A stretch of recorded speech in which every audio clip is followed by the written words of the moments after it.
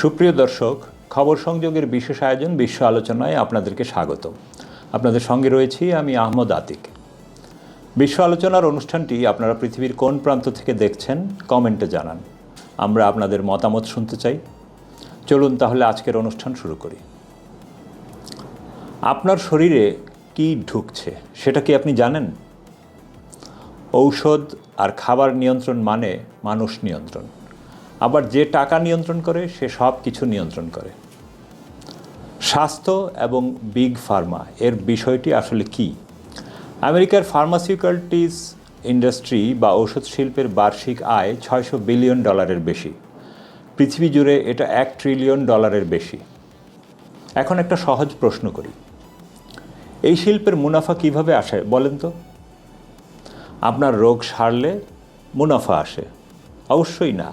রোগ সারলে ঔষধ বিক্রি বন্ধ হয়ে যাবে। মুনাফা আসে প্রচুর পরিমাণে রোগী থাকলে। তাহলে এই শিল্পের ব্যবসায়িক স্বার্থ কি হবে বলেন এবার? রোগ সারানো নাকি রোগ নিয়ন্ত্রণে রাখা?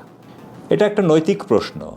ক্যান্সার গবেষণায় প্রতি বছর বিলিয়ন বিলিয়ন ডলার খরচ হচ্ছে, কিন্তু ক্যান্সারের হার কমছে না, উল্টো বাড়ছে। কেন?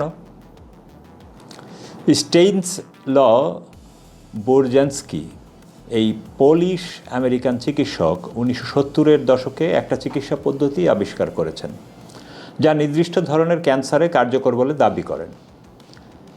সেই সাথে তার রোগীদের চমকপ্রদ সাফল্যও আছে, কিন্তু FDA বারবার তার বিরুদ্ধে মামলা করেছে। তার গবেষণা বন্ধ করার চেষ্টা হয়েছে, কিন্তু সেই একই FDA অপিওইড ক্রাইসিসের সময় পারদুয়া ফার্মাকে বছরের পর বছর অক্সিকন্টিন বিক্রি করতে দিয়েছে, যার ফলে লাখো মানুষ আসক্ত হয়েছে এবং হাজার হাজার মানুষ মারা গেছে।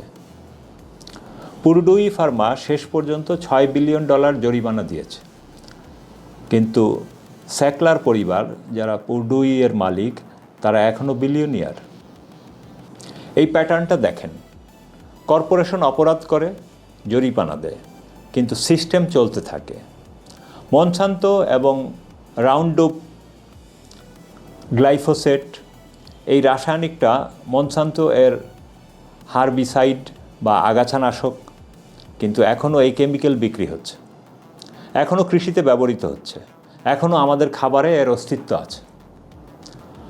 পানিতে ফ্লুরাইড, এটা অনেকে জানেন না।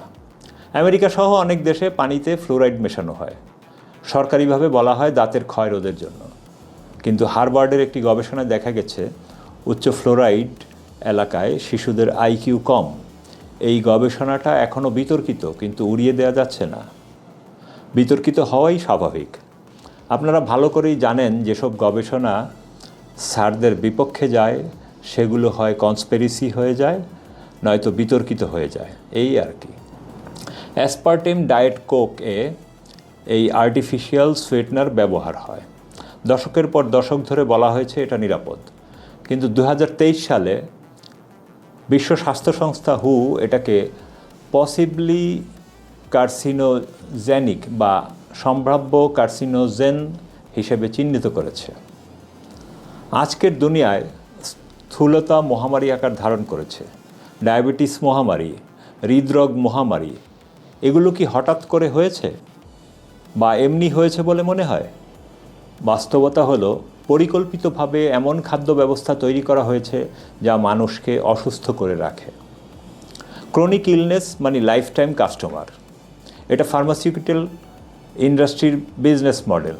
আপনি সারা জীবন ওষুধ খাবেন, সারা জীবন টাকা দেবেন। ল্যাব গ্রোন মিট এবং সিনথেটিক ফুড, এটা ভবিষ্যতের বিষয়, কিন্তু এখনই শুরু হয়ে গেছে। বিল গেটস এখন পৃথিবীর সবচেয়ে বড় কৃষি জমির মালিকদের একজন। একই সাথে সে ল্যাব গ্রোন মিটে বিনিয়োগ করছে। সে বলছে প্রকৃতির গরু পরিবেশের জন্য ক্ষতিকারক, তাই ল্যাবে তৈরি মাংস খান। এখন যদি ট্রেডিশনাল ফার্মিং ধ্বংস হয়ে যায় এবং মাংসের সম্পূর্ণ উৎস হয়ে যায় কয়েকটা কর্পোরেশন, তাহলে খাদ্য নিরাপত্তার অর্থ কী হবে জানেন? রিচুয়াল করা আর বিভিন্ন জীবাণু মিশ্রিত খাবার আপনাকে খেতে হবে। সেই সাথে আপনি আদৌ গরুর মাংসই খাচ্ছেন কিনা কে জানে। ক্রিসপার 2020 সালে নোবেল প্রাইজ পেয়েছে ক্রিসপার নামের এই জেনে এডিটিং টেকনোলজি। এটা দিয়ে DNA পরিবর্তন করা সম্ভব। নির্দিষ্ট রোগ সারানোর জন্য এর সম্ভাবনা আছে। জিএমও এবং খাদ্য নিয়ন্ত্রণ কি? খাবার নিয়ন্ত্রণ মানে মানুষ নিয়ন্ত্রণ। এই সত্যটা হেনরি কিসিঞ্জার বুঝতেন। 1970-এর দশকে তিনি বলেছিলেন, যে খাদ্য নিয়ন্ত্রণ করে সে মানুষ নিয়ন্ত্রণ করে। মনসান্টো কিংবা বায়ার এবং সিড প্যাটেন্টিং এর গল্পটা বলা দরকার। হাজার বছর ধরে কৃষকরা তাদের ফসলের বীজ সংরক্ষণ করত এবং পরের বছর বুনত। এটাই স্বাভাবিক প্রক্রিয়া ছিল। এটাই মানবজাতির কৃষি বিজ্ঞানের ভিত্তি।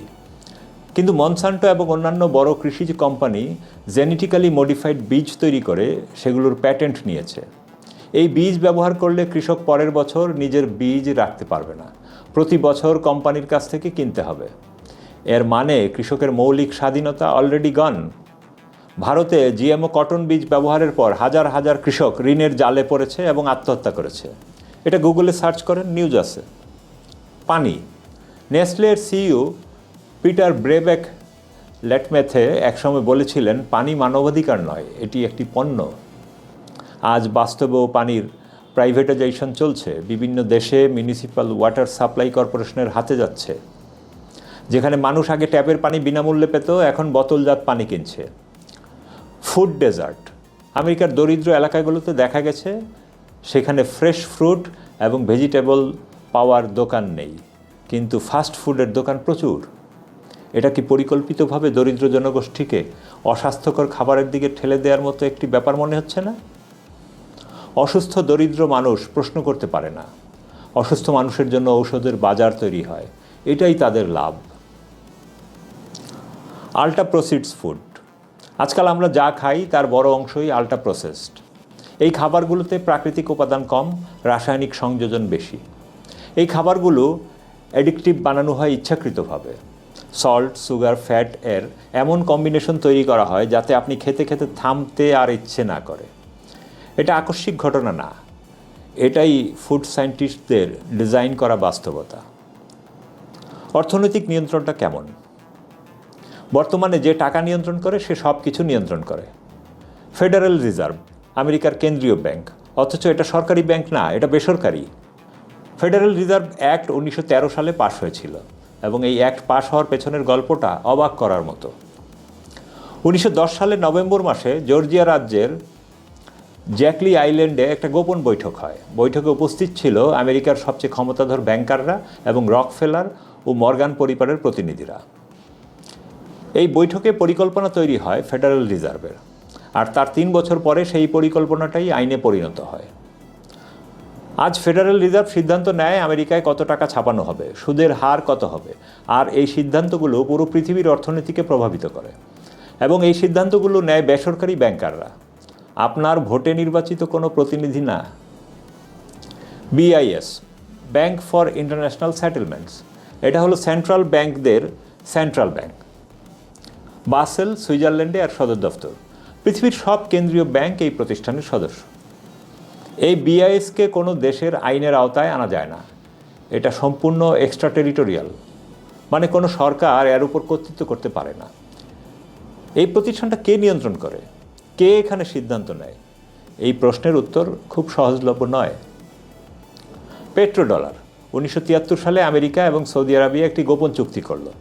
সৌদি আরবিয়া শুধু ডলারে তেল বিক্রি করবে, বিনিময়ে আমেরিকা সৌদি আরবকে সামরিক সুরক্ষা দেবে। এই চুক্তির ফলে পুরো পৃথিবীর তেল কিনতে হলে আগে ডলার কিনতে হয়, মানে যেই তেল কিনবে তাকে ডলার কিনতে হবে। এই কারণে আমেরিকা অসীম পরিমাণ টাকা ছাপাতে পারে এবং তবুও তার মুদ্রার মান টিকে থাকে। কিন্তু যে দেশ ডলারকে বাইপাস করে নিজেদের মুদ্রায় তেল বিক্রি করার চেষ্টা করেছে, ইরাকের সাদ্দাম হোসেন 2000 সাল তেল বিক্রিতে ইউরো ব্যবহার শুরু করেছিলেন। 2003 সালে ইরাক আক্রমণ হলো, সাদ্দাম মারা গেলেন, ইরাক আবার ডলারে ফিরে গেল।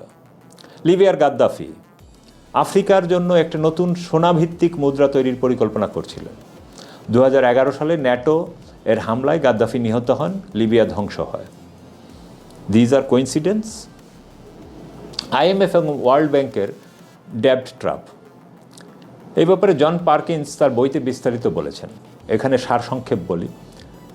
একটা দরিদ্র দেশে যান, গিয়ে বলেন আপনাদের বিদ্যুৎ কেন্দ্র লাগবে, বন্দর লাগবে, কোনো সমস্যা নেই, আপনারা আইএমএফ থেকে ঋণ নিন। শুধু একটাই শর্ত আছে, আমেরিকান কোম্পানি দিয়ে কাজ করাতে হবে।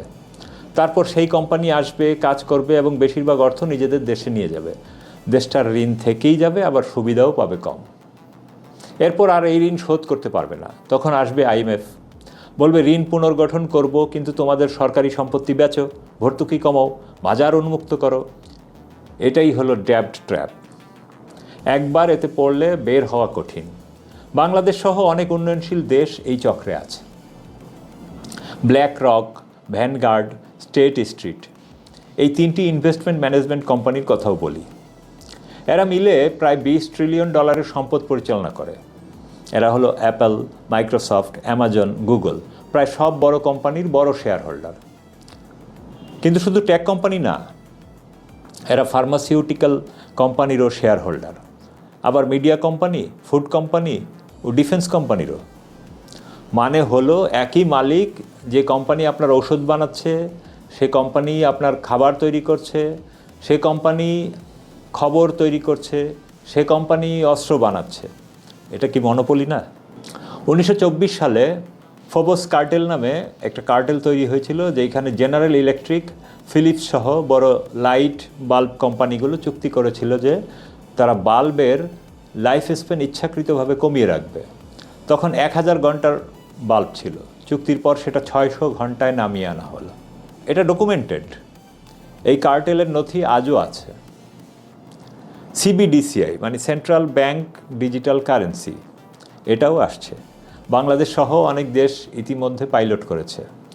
ডিজিটাল কারেন্সি মানে প্রতিটি লেনদেন ট্র্যাক করা যাবে।